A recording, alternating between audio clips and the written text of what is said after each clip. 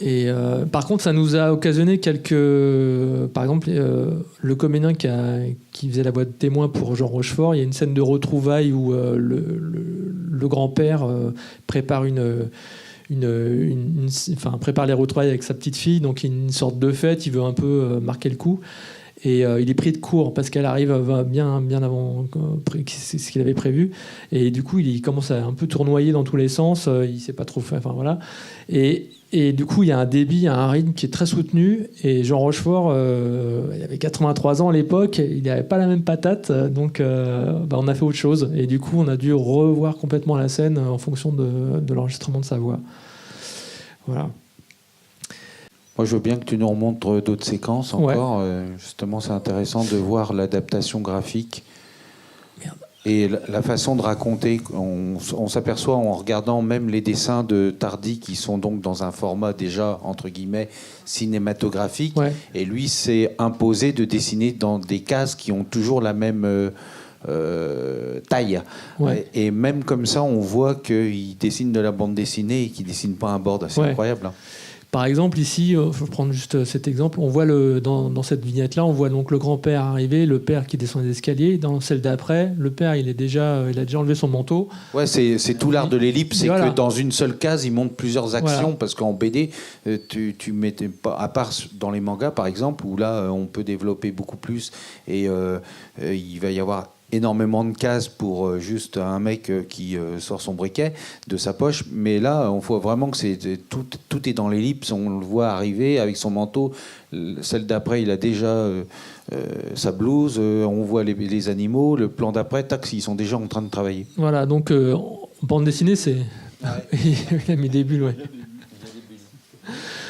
Donc je vais lui montrer je vais peut-être vous montrer l'assaut avec les flics parce que c'est beaucoup plus marrant, plus une scène d'action.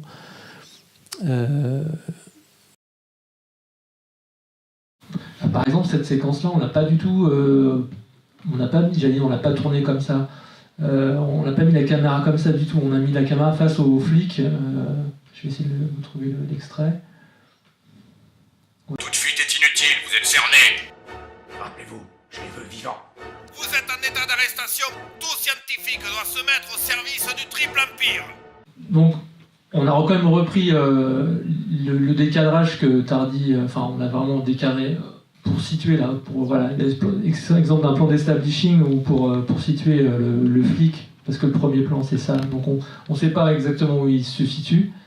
S'il est devant la porte, s'il est un peu plus loin, de l'autre côté de la rue. Et en fait, voilà, on comprend tout de suite après qu'il est juste devant la porte. Voilà, et puis il y a la ribambelle de flics derrière là, qui fait une présence massive qui se veut menaçante. Moi j'ai une question pour toi, Christian.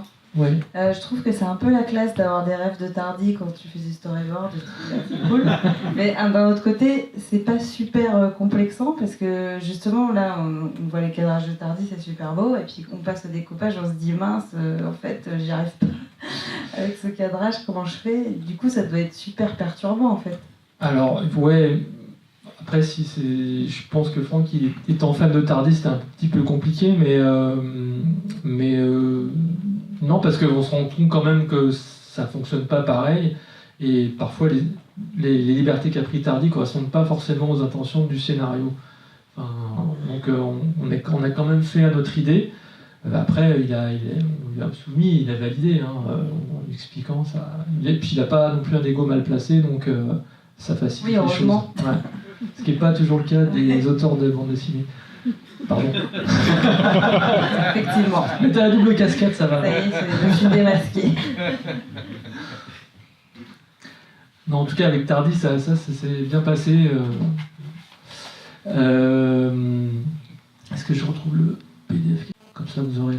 J'en profite juste, parce que c'est assez similaire en fait avec la manière dont Lorenzo Mattotti a travaillé sur son long métrage, c'est-à-dire que c'était un peu pareil au niveau du board, on avait aussi comme ça des images, c'était un petit peu identique, il faisait des compositions, des illustrations dans le cadre, qui venaient un petit peu comme des intentions clés dans la mise en scène, et après c'était nous au board de pouvoir retravailler ces cadrages pour les rendre cinématographiques, entre guillemets.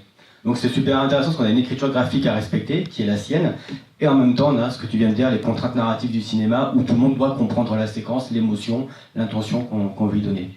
Donc ouais, c'était super intéressant.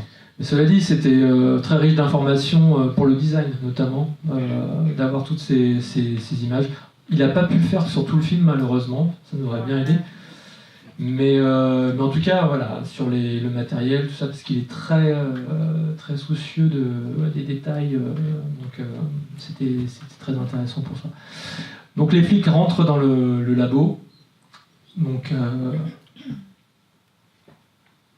on verrait qu'on l'a dynamisé dans l'animatique, ça reste, ça reste frontal, mais il y a moins de gagner un peu en composition. Là, il avait prévu deux tirettes pour le charbon. On en a supprimé une parce que c'était redondant. Ouvrez! La porte du fond! Allez! Vite! Pop! Je les retiens! Rendez-vous à la vapomobile! Allez, foutez le camp!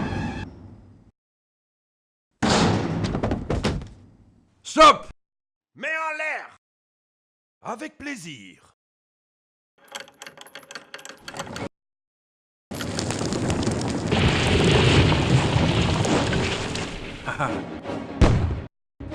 Haha!